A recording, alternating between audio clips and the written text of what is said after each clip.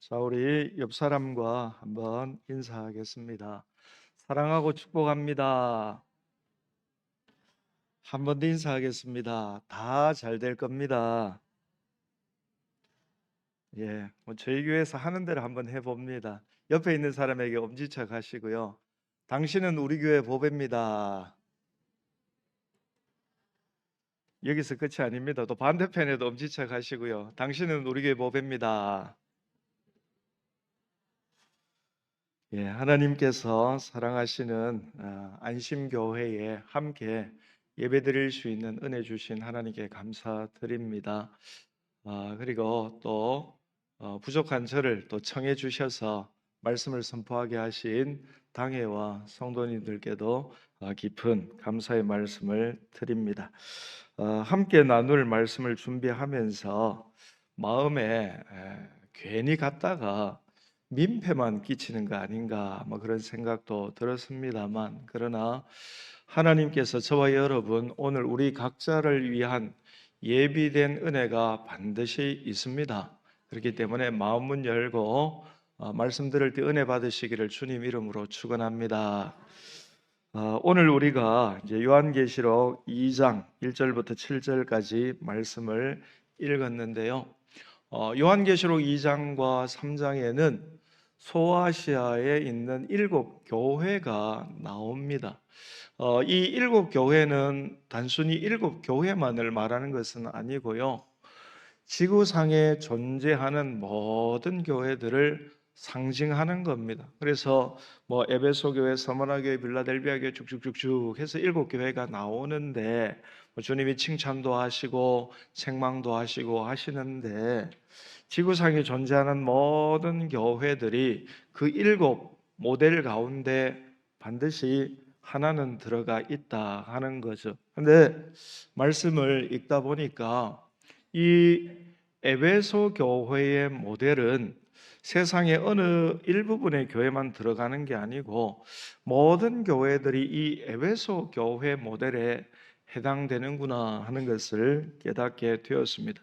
예수님이 소아시아 7교회에 대해서 잘한 건 잘했다 칭찬하시고 또 못한 건 못했다고 책망하시고 꾸짖고 회개하고 돌이켜라 이제 그렇게 말씀을 하시는데요. 자, 한번 따라서 해보시기 바랍니다. 에베소 교회는 성실하게, 이게 이제 저희 교회고 안 맞아서 그런데 제가 쭉 하면은 다 따라서 세요. 에베소 교회는 성실하게 잘 섬겼습니다. 여러분 2절 말씀을 보면 주님께서 에베소 교회에 말씀하십니다. 내가 네 행위를 안다. 내가 네 수고를 안다. 내가 네 인내를 알고 있다라고 그렇게 말씀해 주시고요. 또 3절에 보면은 네가 참고 헌신한 것도 알고 견디고 헌신한 것도 알고 네가 게으르지 않게 봉사한 것도 내가 다 알고 있다. 그렇게 주님이 말씀해 주십니다.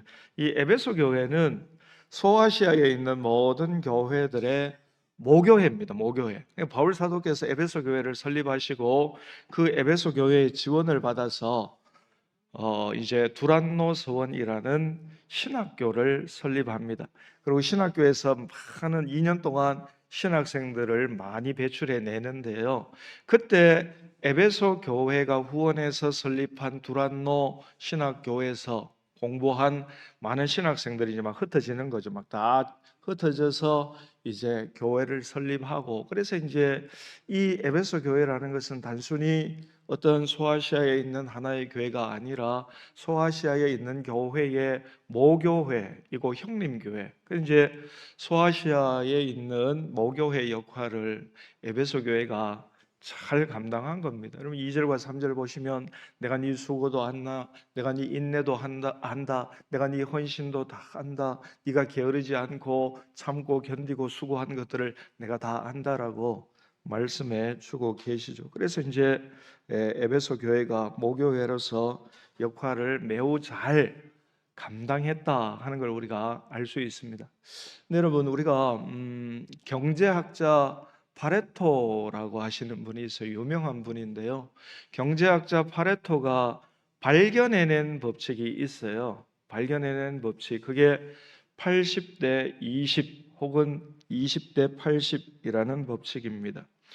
회사에서 헌신된 20%의 사람들이 회사 전체 매출의 80%를 만들어내더라. 회사에 헌신된 20%의 사람들이 회사 전체 매출의 80%를 만들어내더라 하는 게 이제 이 파레토의 법칙인데요. 그런데 이걸 법칙이라고 해요. 법칙. 이 법칙이라고 하는 것은 회사에만 적용되는 게 아니라 모든 조직에 그대로 다 적용이 된다는 겁니다. 그래서 이 교회 성장학자들이 이 파레토의 법칙이 교회에도 작동하고 있는가 하고 나름대로 이렇게 연구를 해보니까 교회도 이 파레토의 20대 80의 법칙이 그대로 살아서 적용이 되더라 하는 겁니다. 교회에도 가만히 들여다보니까 주님을 사랑하고 헌신된 20%의 사람들이 교회 전체 사역의 80%를 감당하고 있더라 하는 겁니다. 이게 파레토의 법칙이 교회에도 그대로 적용이 된다는 겁니다. 예를 들어서 교회 출석이 300명이다 할 것 같으면 300명 가운데 헌신된 60명의 성도가 교회 봉사의 대부분을 다 감당하고 있더라 하는 겁니다.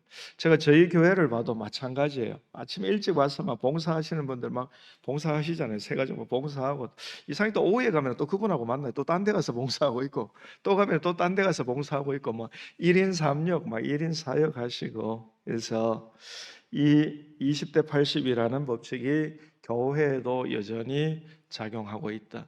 헌신된 20%의 사람이 교회 봉사의 80%를 감당하고 있다 하는 겁니다. 그러다 보니까 헌신된 20%의 성도들이 이제 좀 지치는 겁니다. 사역이 이제 20%의 사람들에게 계속 집중되다 보니까 좀 지쳐요. 그래서 이제 연말에 이제 좀 쉬어야겠다. 내년에 좀 쉬어야겠다. 그래서 다른 부서에서 나를 스카우트하기 전에 그냥 내가 빨리 목사님 찾아가서 못한다고 미리 말을 해야겠다. 이제 그런 생각을 하시고 또 빨리 관둬야겠다. 뭐 또 인사당에 하기 전에 내년도 봉사 빼달라고 해야겠다. 또 이제 조기 은퇴 시켜달라고 빨리 내가 말을 해야겠다. 뭐 다 그렇게 생각하시는 거예요. 특히 헌신하지 않고 도망가 버리는 성도들을 보면서 나도 허리 아픈데 나도 무릎 아픈데 식당에서 설거지하고 다 하는데 나도 관둘까 뭐 이런 생각하고 나도 도망가 버릴까 그런 생각을 하시는 것 같아요. 또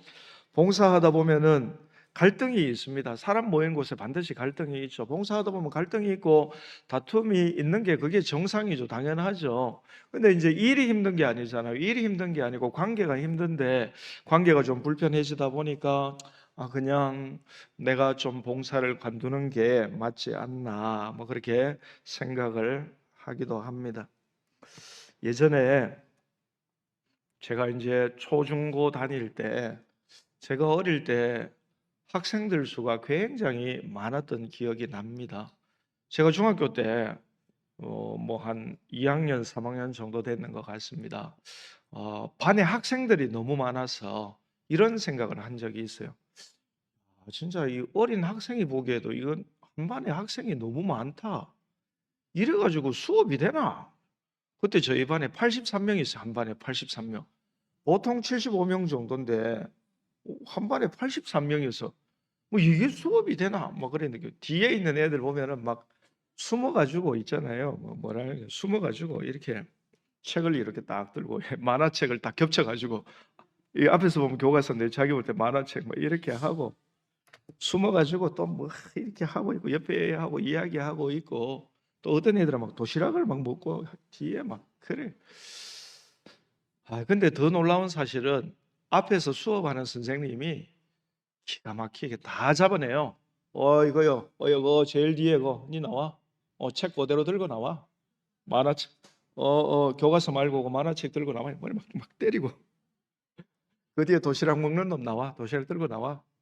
들고 나와 그대로 나와. 이러면 도시락으로 머리 한 대 후려치시고 뭐 엎드려 뻗쳐 시키시고 뭐 손바닥도 때리고. 그게 왜 그런가 하면은요. 제일 뒤에 앉아 보면은 앞에서 선생님이 내가 뒤에서 무슨 짓을 해도 무슨 행동을 해도 모를 거다 그런 생각이 들어요. 그 뒤에서 보면은 진짜 막 앞에 은폐 다 해가지고 뒤에서 뭘 해도 모를 것처럼 보여요. 그러나 여러분, 제가 이제 본의 아니게 학교 다닐 때 반장도 하고 실장도 몇 번 해봤습니다. 교단에 딱 올라서 보면은요, 저 뒤에까지 깨알같이 다 보입니다, 여러분. 뒤에서 보니까 앞에서 보면 모를 것 같죠. 그렇지 않아요. 앞에서 보면요, 선명하게 뭐 하고 있는지 깨알같이 다 보이는 거예요. 근데 이제 막 뒤에 숨어 있는 학생들은 막 앞에서 선생님 안 보일 거라고 생각하고 막 만화책 보고 소곤거리고 도시락 먹고 이러다가 잡혀가 막 응징당하고 그러잖아요. 하나님께서 전지전능하시죠. 그래서 우리가 하나님 전능 다음에 전지잖아요. 전지 뭡니까? 다 알고 계신다는 거예요. 다 보고 계신다는 거예요. 그래서 주님은 누가 주님의 몸된 교회를 위해서 성실하게 일하는지 다 알고 계십니다. 누가 성실하게 하는 것처럼 하는데 다른 사람 막 다다다닥 시키고 자기는 뒤로 빠지는지 그것도 다 알고 계시고요. 누가 주님의 몸된 교회를 위해서 수고를 아끼지 않는지, 누가 헌신하지 않고 뺀질거리는지 주님은 다 알고 계십니다. 깨알같이 다 보고 계시는 거죠. 호주 원주민들이 사용하는 사냥 도구 중에 호주 원주민들이 사용하는 사냥 도구 중에 이 부메랑이라는 게 있어요. 부메랑 알잖아요. 이렇게 V자로 이렇게 돼 있어 가지고 아주 막 딱딱한 나무로 그래가지고 막 이걸 힘껏 던지면은 막 휙휙휙휙 날아가서 목표물을 딱 때리고 이제 다시 휙휙휙 돌아와서 던진 사람에게로 되돌아오잖아요. 이걸 이제 부메랑이라 하는데, 저와 여러분이 주님을 위해서 수고하고 헌신하고 희생하고 봉사하고 참고 인내하고 견디고 섬겼던 거, 그 주님이 다 알고 계십니다. 알고 계실 뿐만 아니라 그 주님을 위해서 섬겼던 모든 희생, 봉사, 헌신, 충성이 다 부메랑이 돼서 반드시 나에게로 축복이 돼서 돌아오게 하시는 줄 믿습니다. 제가 교회 봉사를 이제 해보니까 교회 봉사, 뭐 여자분들의 봉사는 제가 잘 모르겠습니다만, 제가 교회 봉사를 해본 결과 교회 봉사 중에 뭐가 제일 힘드냐? 차량 운전이 제일 힘듭니다. 제가 부목사 때까지 차량 운전했습니다. 근데 이제 그 동막교회 이제 송기선 목사님 밑에서 부목사로 섬길 때에 김옥래 이제 전도사님이라고 연세 많으신 분 은퇴하시고, 그리고 그분을 모시고 부흥회를 했어요. 김옥래 전도사님 영권이 아주 대단하신 할머니인데 막 부흥회를 하는데 은혜 되더라고요. 근데 김옥래 전도사님이 이제 부흥회 마지막 날쯤 돼가지고 갑자기 계획에 없던 말씀을 하시는 거예요. 기도해 본 결과 동막교회는 100일 특별 새벽 기도를 하십시오. 그 선포를 해버린 거예요.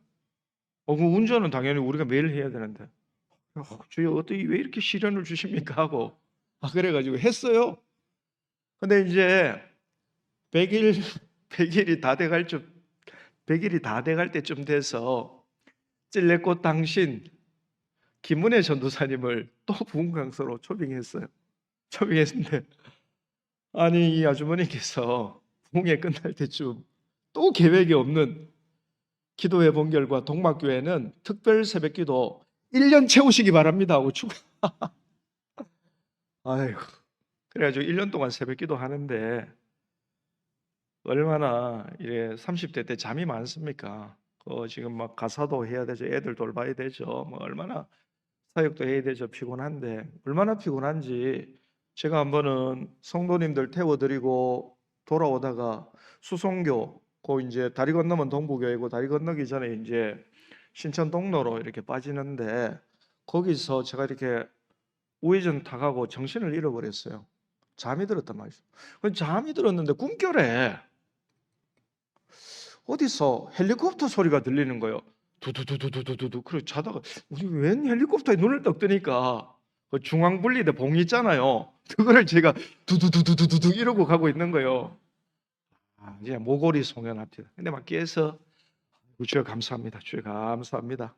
저를 살려주셔서. 근데 뭐 반대편에 막 차가 오거나 이렇게 했으면 제가 아주 큰, 그것도 교회에서 교통사고 나면 얼마나 은혜 안 됩니까? 하나님이 도와주셔서 너무 감사합니다. 감사합니다. 그래서 제가 이제 우리 부목사님들 이렇게 새벽기도 운전하고 이런 거 안쓰러워요. 한 번씩 해줍니다. 피곤하지? 쉬라. 내가 해줄게. 하고 그렇게 해주는 거예요. 여러분, 교회 이런 모든 봉사, 그 뭐 저는 남자니까 제가 경험을 해본 결과 운전이 제일 힘들고요. 뭐 근데 또 다 힘들겠죠. 주차장 봉사도 힘들고 주차장 봉사하시는 분들 얼마나 힘들어요. 그 땡볕에 또 겨울에 추운데 그래서 막 저희 교회도 주차장 봉사하시는 분 우리 집사님들 겨울에 막 이래 하는 게 너무 안쓰러워서 제가 롱패딩을 사줘서 이거 입고 가시라고 사드리고 또 여자분들 식당 봉사 얼마나 힘듭니까? 뭐 식당 봉사 막 하면은 막 허리 아프잖아요. 뭐 근데 막 허리 아프다고 말해도 아무도 안 믿어주잖아요. 뭐 이번 아프나 나도 아프다 하면서 무릎 아프다 했겠네. 걔 안타 그 정도는 다 아프다 하면서 막 빠지지도 못하고 막 다 압니다. 그래 힘들고 어려움이 다 있죠. 교사들도 얼마나 막 일부 예배 드리고 또 봉사해야 되니까 교사들 일부 와서 막 하고 그 찬양대, 성가대 모든 봉사가 다 힘들죠. 그러나 여러분 꼭 기억하십시오. 그 모든 봉사의 결말은 부메랑처럼 반드시 봉사하는 나에게 축복으로 되돌아오게 하시는 줄 믿습니다. 그래서 우리가 힘을 내서 주님을 섬겨야 되는데요. 이 에모리 대학에서 교수 생활을 하셨던 제임스 레이니라는 목사님이 계십니다. 이분은 원래 목사님이신데 이제 대학교 교수님까지 하셨거든요. 제임스 레이니라는 목사님이신데 우리나라에도 이분이 대사는 아니지만 뭐 대사관에서 근무하셨던 이 경력이 있더라고요. 아주 오래전에.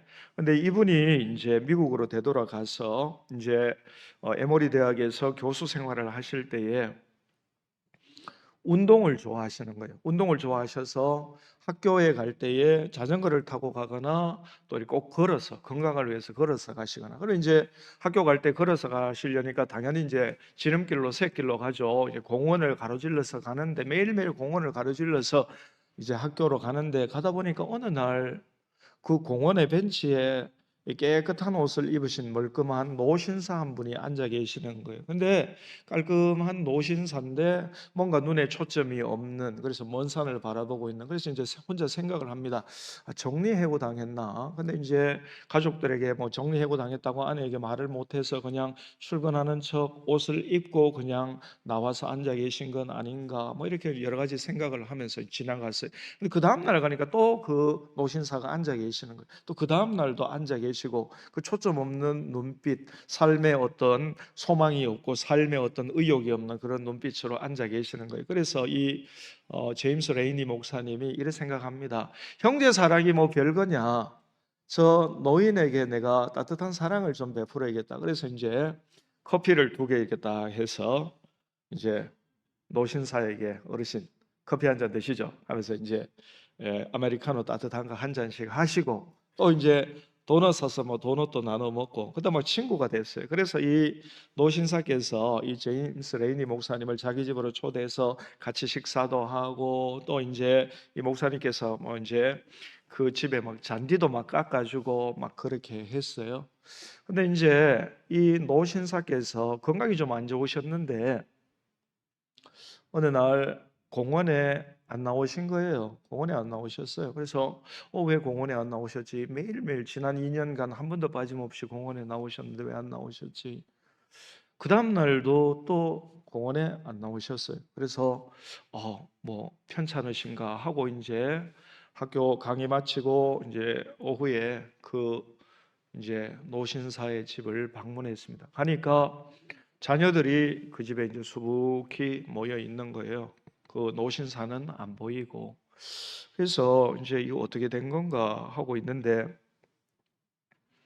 그 자녀 중에 한 명이 와서 저희 부친하고 어떻게 되십니까? 제가 여쭤봐요. 그래서 예, 저는 제임스 레인이라는 사람인데 공원에서 이제 어르신하고 이렇게 아주 친하게 지내던 친구입니다. 하고 그렇게 이야기하니까 그 자녀가 말을 하기를 선생님께서 제임스 레이니 선생님이시군요. 저희 부친께서 어제 저녁에 또 그제 저녁에 돌아가셨습니다. 돌아가셨는데 이제 제임스 레이니 선생님에게 편지를 남겼다는 거예요. 편지를. 그래서 그 편지를 이제 전달을 해주는데 너무 마음이 안타까운 거예요. 2년 동안 그렇게 잘 지냈는데 갑자기 돌아가셨다 하니까, 또 자기를 위해서 편지를 남겼다 하니까 또 무슨 편지인가 하고 이제 이게 편지를 열어보니까 편지 내용이 거기 그 일반 편지가 아니고 변호사를 통해서 공증이 된 유서인 거예요. 유서 내용이 이제 이렇게 되어 있습니다. 사랑하는 나의 친구 레인이 나에게 따뜻한 사랑을 베풀어 주어서 고맙네. 나도 자네에게 자그마한 선물을 하고 싶네. 나의 자산 중에서 현금 25억 달러를 자네에게 상속하네. 그리고 코카콜라 주식 0.5%를 자네에게 증여하네.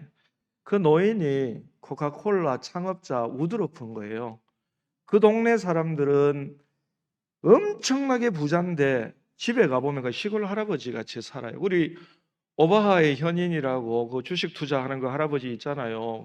그분 자산이 뭡니까? 그분 자산이 700조고 1000조가 다 돼 간다 하는데, 그래도 그 오바하 그분 집에 가봐요. 그냥 그 집에 가면 동네 촌동네 그냥 살아요.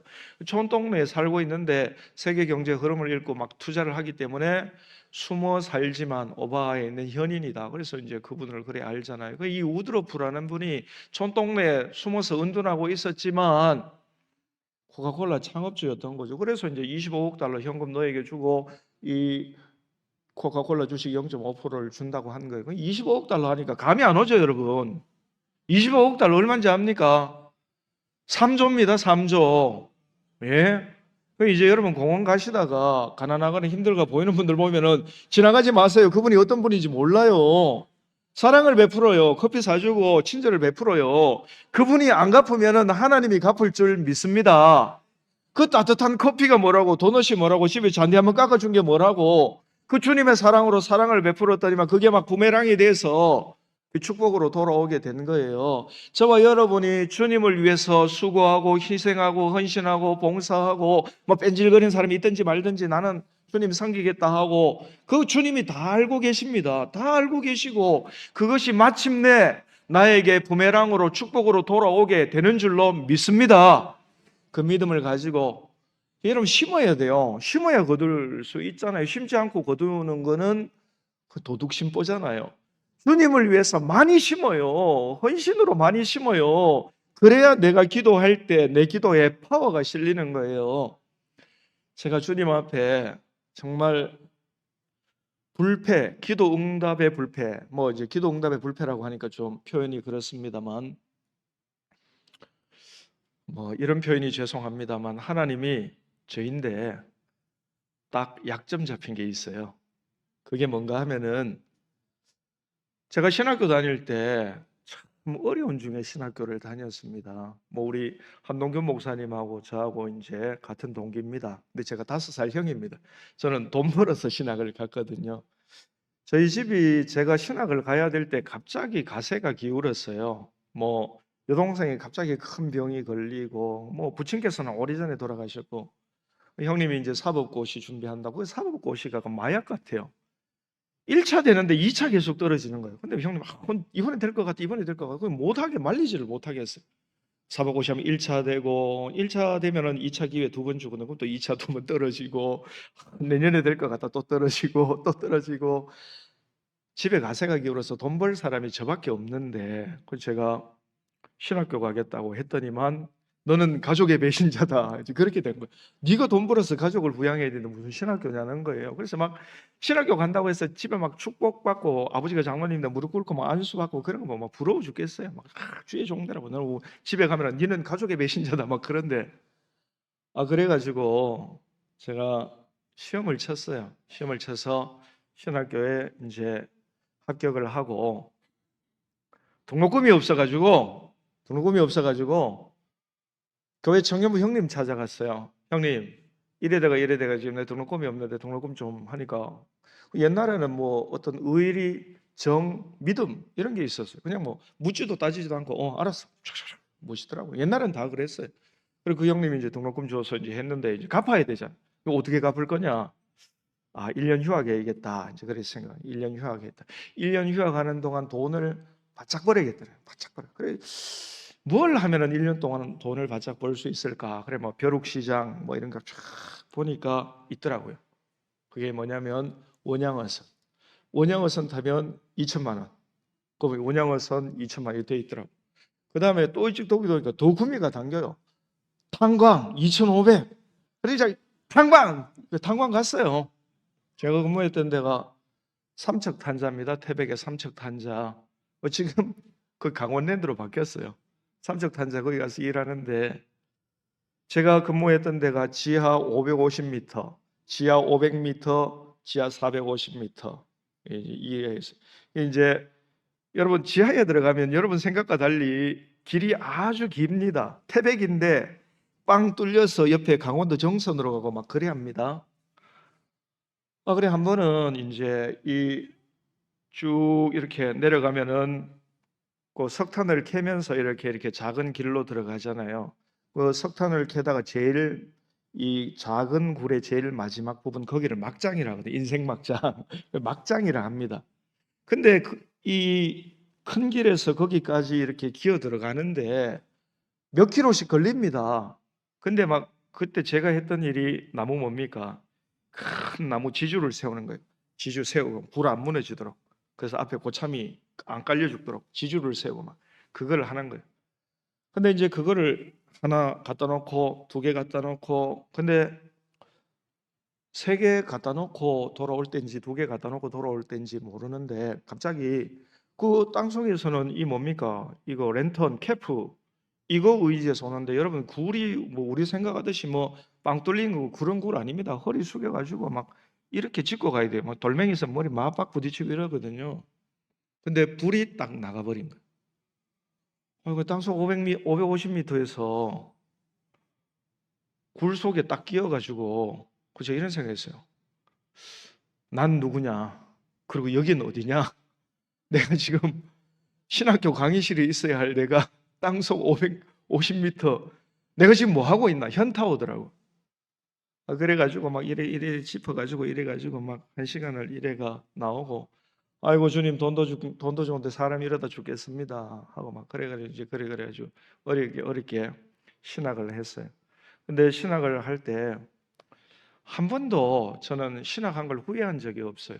사역한 걸 후회한 적이 없어요. 주님, 내가 뭐라고 나 같은 죄인을 불러서 주의 사역자로 삼아 주십니까? 그 대대로 그냥 불교 집안인데 예수 안 믿는 불교 집안이고 그 가운데서 평지 돌출해가지고 나 혼자 예수 믿고 지금 온 가족들 다 구원받았어요. 내가 뭐라고 그 불교 집안에 나를 구원해 주신 그 은혜 생각하면은 다 감사가 되는 거예요.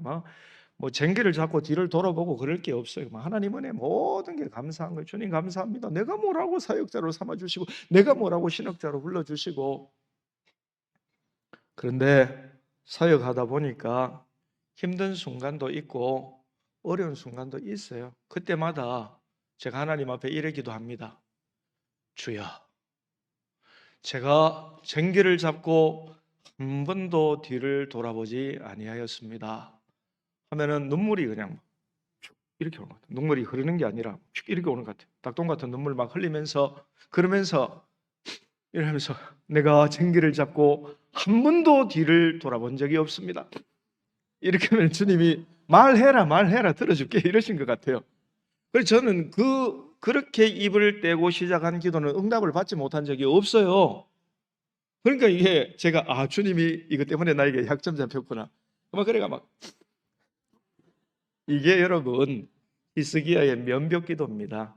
히스기야가 면벽기도 하잖아요. 그래서 뭐라고 합니까? 죽을 병이 들어가지고 하나님이 이사야 선지자 보내서 말씀하시잖아요. 죽는다. 못 산다. 그러니까 다 정리해라. 정리할 거 정리하고 죽는다. 못 난다. 죽는다. 하고 이제 가는 거예요. 이사야가 이제 죽심대 정리하이소 나 분명히 전했습니다 하고 가는 거예요.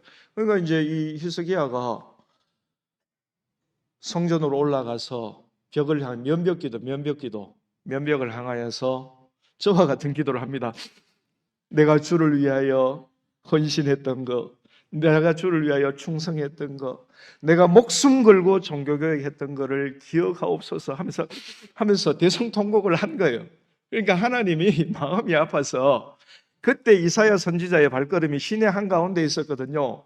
급하게 하나님의 성령이 이사야에게 빡 임하여서 이사야야, 예언이 바뀌었다, 돌아가라는 거예요. 예언이 바뀌었다, 할 말이 바뀌었으니 돌아가.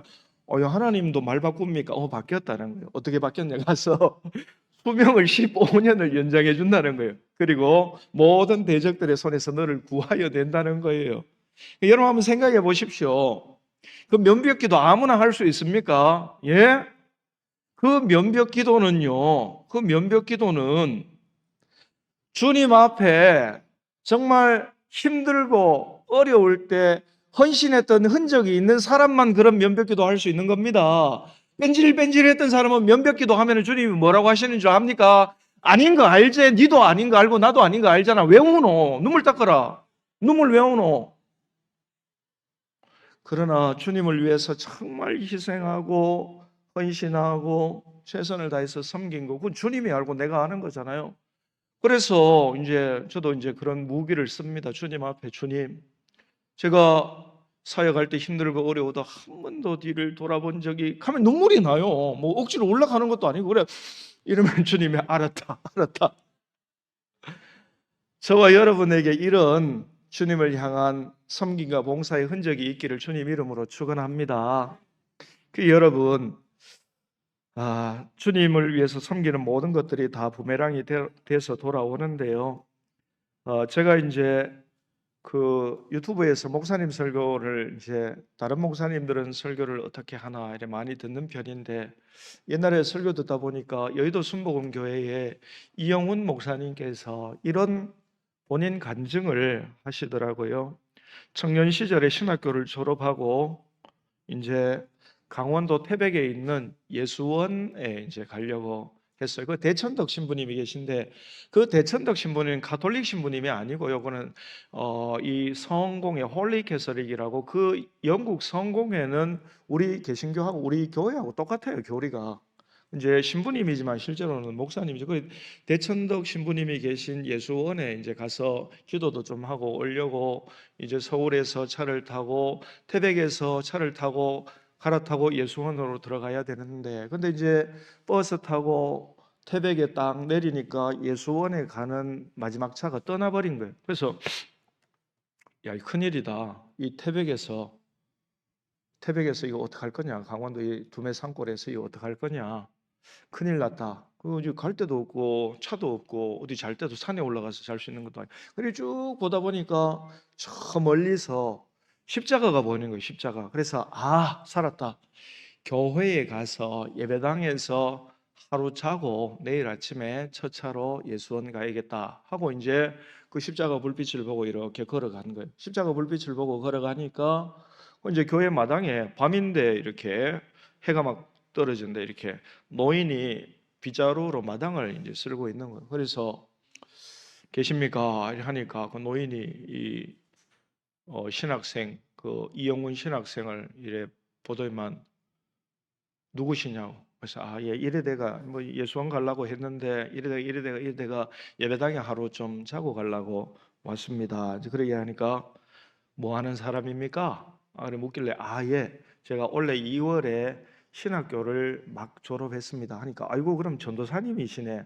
들어오세요 해서 목사님 서재에 이제 쉴 수 있도록 해주시고, 그래서 서재에 쉬는데 잠시 후에 막 사모님이 이제 밥상 차려왔어요. 그래서 시장하실 때 식사하시고 식사 열심히 하고 있는데 갑자기 목사님이 오늘 수요 예배 있는데 설교 한번 있어 이래가지고 그래가지고 수요 예박 설교하고 그래가지고 또 서재로 왔더니 사모님이 막 은혜 받았다면서 막 감자 삶아가지고 막 감자 막 먹고, 또 목사 옆에서 오늘 은혜 받았다고 내일 새벽 설교도 한번 하라고 또 새벽 설교 하고, 그래 이제 새벽 설교도 하고 또 다 이렇게 대접을 받고 이제 떠나오는 거예요. 근데 이제 목사님이 한 번씩 막 10년, 20년, 30년 막 이렇게 시간이 가는데, 그때 그 강원도 태백에서 두메산골에서 참 내가 난감했을 때 나를 도와주신 그 목사님은 어떻게 지내실까 이제 그런 생각이 들었어요. 근데 이제 뭐 여의도 순복음교회가 우리나라에서 제일 큰 교회니까 이제 담임 목사가 되고 종종 그 목사님이 생각나서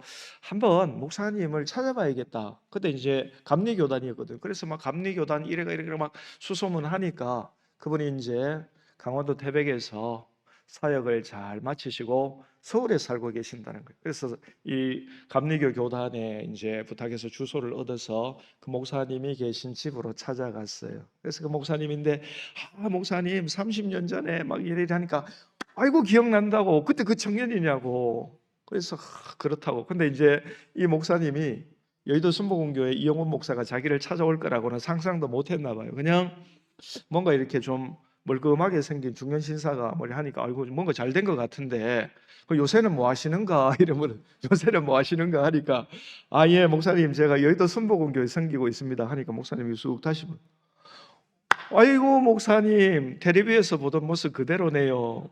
그때 그 청년이 이렇게 훌륭한 목사님이 되셨네요 하면서 우시는 거예요. 우시면서 이제 목사님이 자기 간증을 하시는데 간증 요지가 이거예요. 목사님도 감리교 신학대학에서 공부를 잘 하셨다는 거예요. 공부도 잘하고 우리 신학교 다닐 때 한동균 목사님이 늘 이 과에서 수석을 하셔서 장학금을 받고 그래서 제가 장학금 받으려고 많이 노력했는데 한동균 때문에 못 받았어요. 한동균 때문에. 한동균 때문에. 근데 이 목사님이 공부를 잘하시고 또 막 학위도 받으시고 그런데 이제 이 강원도 태백에 교인 19명이 있는데 왔는데 사례를 2,000원 받았대요. 2,000원 받아. 근데 이제 마음에 아우 할아버지 할머니들 데리고 진짜 사례비 2,000원 받고 막 그래서 막 연말에 공동회의 할 때 목사님 기뻐하십시오. 목사님 사례가 100% 인상됐습니다 하는데 하나도 안 기쁘고 2,000원이 4,000원 되는데 뭐가 기쁘노 막 이러면서 그런데 이제 마음에 이런 생각이 드는 거예요. 마음에 야 네가 공부를 뭐 하나 네가 학위가 없나 네가 뭐가 부족하다고 이 두매 산골에서 이 성도 연합이 그 전부 다 할매 앉혀놓고 니 뭐 하는 짓이고 니도 도시로 나가라 네 인생 여기서 끝날 거냐 막 그런 막 마음이 드는 거예요. 그래서 막 몇 날 며칠 막 괴로워서 아우 진짜 내가 도시로 나가야 되나 막 고민을 하는데 마음에 이런 감동이 오는 거예요. 사랑하는 아들아 내가 네 헌신을 다 알고 있다. 내가 네 인내를 다 알고 있다. 네가 게으르지 않고 충성하는 것을 다 알고 있다. 그러니까 거기 또 위로받고 그렇죠 주님. 그래가지고 또 이제 막 한 3년 지나면 내가 학위가 없나 내가 얼굴이 못생겼나 내가 공부를 못하나 도시 나갈까 뭐 이러다가 사랑하는 아들아 내가 다 안다. 그 주님의 어떤 꼬드김에 주님의 그 꼬실리짐에 속아서 거기서 이제 한 50년 목회를 다 마치시고 이제 은퇴를 하셨는데 그 목사님의 간증의 요지는 이거예요. 본인이 거기서 사례비 제일 많이 받을 때 47만 원 받았다는 거예요. 47만 원. 그걸로 자식 못 키웁니다. 뭐 본인에게 자산이 있는 것도 아니고. 근데 놀라운 것은 이남 일녀가 다 잘 됐다는 거예요. 자기가 자기 자식에게 막 자기 인생을 올인해서 모든 걸 다 투자하고 시간과 물질과 모든 것을 다 투자해도 키워낼 수 없을 정도로 완벽하게 하나님이 그 자녀들을 축복해 주신 줄로 믿습니다. 그래서 어디다가 투자하는 게 효율적인지를 알아야 된다는 겁니다. 거기다 막 자식이 막 그런다고 되는 거 아닙니다, 여러분. 그냥 주님을 위해서 막 헌신했는데 보니까 이게 알아서 다 잘 되는. 그래서 삼남에게 힘을 합쳐서 아버지를 위해서 집도 사드리고 아버지를 위해서 좋은 차도 사드리고 좋은 집에 살고 좋은 차를 타서 기분 좋은 게 아니라 하나님이 내 헌신과 충성과 봉사와 인내를 다 기억하시고 내게 복을 주셨는데 여러분 내가 잘 되는 게 좋습니까? 내 자녀가 잘 되는 게 좋습니까? 내 자녀가 잘 돼야 되죠. 그러니까 하나님이 자기 마음을 아신다는 거예요. 내가 잘 되는 것보다 내 자녀가 잘 돼야 된다는 자기 마음을 아시고 하나님이 자녀들에게 복을 주셨다는 거예요. 그래서 막 사회적으로도 반듯하고 막 신앙도 막 아주 좋고 사회적으로 인정받는 이남 일녀가 그렇게 됐다는 거예요. 그래서 내가 비록 이 강원도 도매 산골에서 19명 데리고 나중에 나올 때는 뭐 7, 8명 이렇게 남았어도 그러나 최선을 다했고 주님이 내 수고와 인내를 기억하시고 나에게 복을 주시되 내가 가장 원하는 내 자녀들에게 복을 주셨더라. 그렇게 간증을 하셨다는 거예요. 모든 봉사는요, 저와 여러분 무슨 봉사를 하고 있습니까? 교회 다 하나씩은 봉사하잖아요. 다 봉사해. 그 연세 드신 분들도 봉사하잖아요. 은퇴하셔서도 봉사하잖아요. 무슨 봉사하십니까? 은퇴하신 분들? 빈자리 채워주는 봉사. 야, 아주 이게 중요합니다. 오늘 헌신 예배 왔는데 이걸 굴빈하면은 얼마나 힘 빠지겠습니까? 근데 어르신들 탁 채워주니까 든든하고 얼마나 좋습니까? 어떤 형태로든 다 봉사를 하는데요. 그런데 모든 봉사는 부메랑과 같이 다 나에게 축복으로 돌아오는데 이제 내가 가장 원하는 자녀들에게 복을 주시는 거죠. 그런데 4절에 예수님이 이렇게 말씀하십니다. 그런데 내가 너를 좀 책망할 일이 있다는 거예요. 책망할 일이 있나니 처음 사랑을 버렸느니라. 우리가 봉사하다가 지치는 이유가 뭡니까? 봉사하다가 봉사를 관두는 이유가 뭡니까? 일이 많아서 그렇습니까? 나에게 많은 과부하가 걸려서 그렇습니까? 저도 처음엔 그런 줄 알았어요. 그래서 봉사 너무 많다. 몇 개 놓고 이러면 좀 좋아질 줄 알았는데 일하고 번아웃하고 상관없습니다, 여러분. 그거는 일의 문제가 아니고 사랑의 문제입니다. 주님을 사랑해요. 주님 사랑하면은 봉사하는데 눈물이 나요. 주님을 사랑하면 봉사하는데 눈물이 나요. 일이 아니에요. 주님에 대한 사랑의 고백인 거예요. 주님 사랑합니다. 일이 아니에요. 그 주님에 대한 사랑의 고백이에요. 근데 은혜 떨어지고 사랑 떨어지면 이게 그때부터 노동이 되고 고통이 되고 일이 되고 막 강제 노동이 되고 그런 겁니다. 그래서 일의 문제가 아닙니다. 이건 사랑의 문제예요. 그래서 여러분 막 그냥 어느 순간부터 내가 좀 힘들다, 어렵다, 뭐 저 사람은 왜 뺀질거리노? 왜 저 사람은 도망가노? 나는 허리 아픈데, 나는 무릎 아픈데 왜 저 사람은 가지? 그 다른 사람 보면은 답이 없어요. 나를 봐요. 나를 보면은 주님을 향한 사랑이 식어진 나를 발견하는 거예요. 그래서 주님 올 연말에는 봉사에 빠지게 하옵소서. 막 목사님이 당에서 막 아무리 임명해도 내가 이겨내게 하옵소서. 그런 기도하지 말고 사랑이 식었습니다. 주님 용서해 주세요. 그 기도를 하는 거예요. 사랑을 회복시켜 주십시오. 그렇게 기도하면은 사랑이 막 회복되면서 그게 일이 아니고 이게 뭐라 할까, 그게 주님에 대한 사랑의 고백이 되는 겁니다. 그래서 막 저도 그 신학교 때 제 아내를 만났습니다. 신학교 때 아내는 이제 고신신학교에 다니고 저는 이제 대구신학교 다니고 그래 이제 연애를 하는데 그 이제 대구신학교에서 그 자매가 있는 집까지 의성까지 이제 차를 타고 가면은 그때 길이 덜 좋아서 한 1시간 반 좀 걸립니다. 막 영천으로 해가지고 막 하양 영천으로 해가지고 쫙 가면 1시간 반 좀 걸립니다.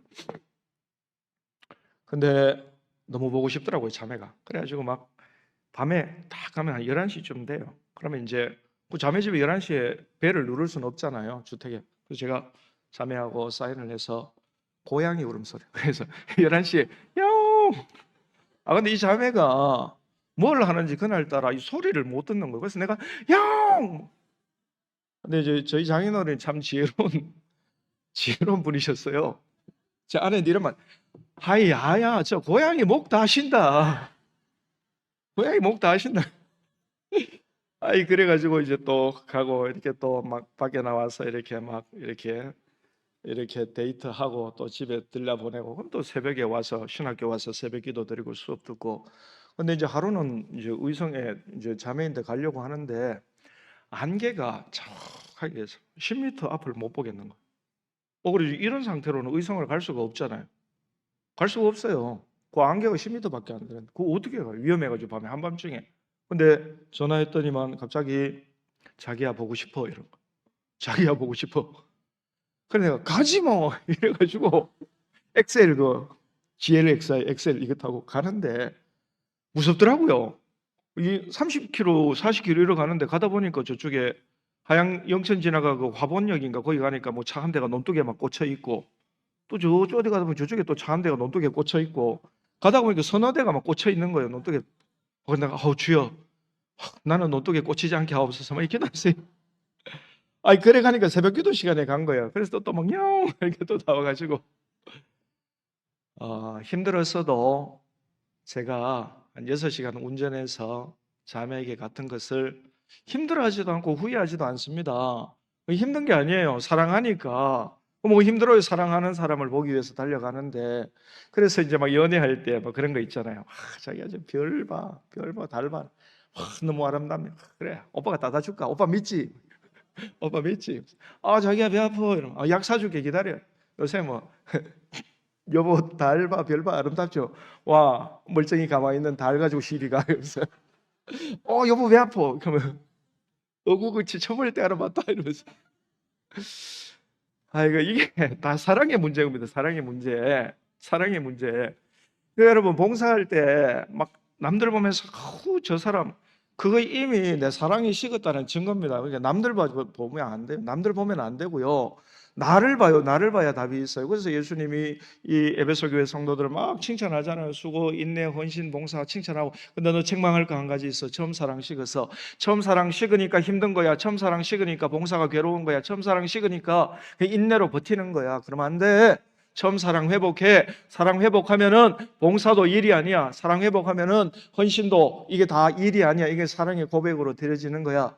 라고 그렇게 말씀해 주셨습니다. 그래서 오늘 헌신 예배를 드리는 우리 이 여전도 회원들뿐만 아니라 하나님 사랑하는 이 안심교회 모든 성도님들이 주님을 향한 처음 사랑을 회복해서 봉사, 헌신, 충성하는 것 일이 아니라 주님에 대한 사랑의 고백으로 드릴 수 있기를 주님 이름으로 축원합니다.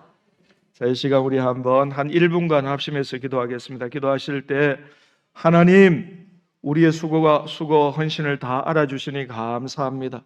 수고한 대로 갚아주시는 줄로 알고 자녀를 위해서 성실하게 많이 심게 하옵소서. 기도하시고 주님 다른 사람이 문제가 아니고 내가 문제입니다. 처음 사랑 식어지니 봉사가 일이 되고 노동이 되었습니다. 주님 용서해 주시고 처음 사랑 회복시켜 주옵소서. 이 시간 한번 합심해서 기도하겠습니다.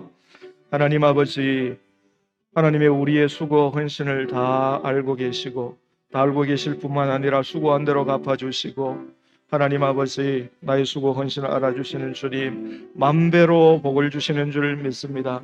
주님을 향한 헌신 충성 봉사는 부메랑과 같아서 반드시 나에게 축복으로 돌아오되 내가 사랑하는 내 자녀들에게 복을 주시는 줄 믿습니다.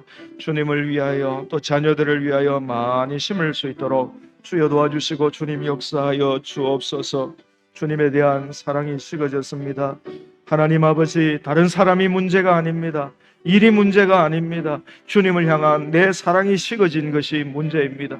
이 시간 주님 처음 사랑이 식어진 것을 회개합니다. 용서해 주시고 처음 사랑을 새롭게 해주시고 처음 사랑을 회복시켜 주셔서 주님에 대한 사랑의 고백으로 일하고 헌신하고 봉사할 수 있도록 주여 도와주시고 주여 역사하시고 주님 함께 주옵소서. 주님 선하게 도와주시고 역사하여 주옵소서.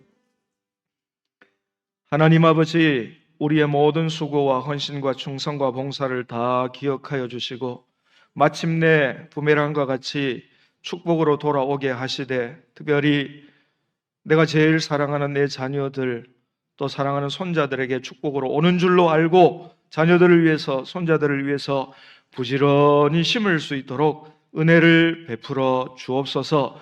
심지 않는 사람은 주님 앞에 바랄 수가 없습니다. 심을 수 있게 도와주시고 또한 다른 사람이 문제가 아닙니다. 처음 사랑이 식어진 내가 문제입니다. 사랑이 식어지니까 봉사가 노동이 되고 고통이 됩니다. 그러므로 주님 처음 사랑 식어진 것 회개하오니 용서해 주시고 주님을 사랑하는 뜨거운 마음을 새롭게 하여 주옵소서. 주 예수님의 이름으로 축복하며 간절히 기도하옵나이다. 아멘.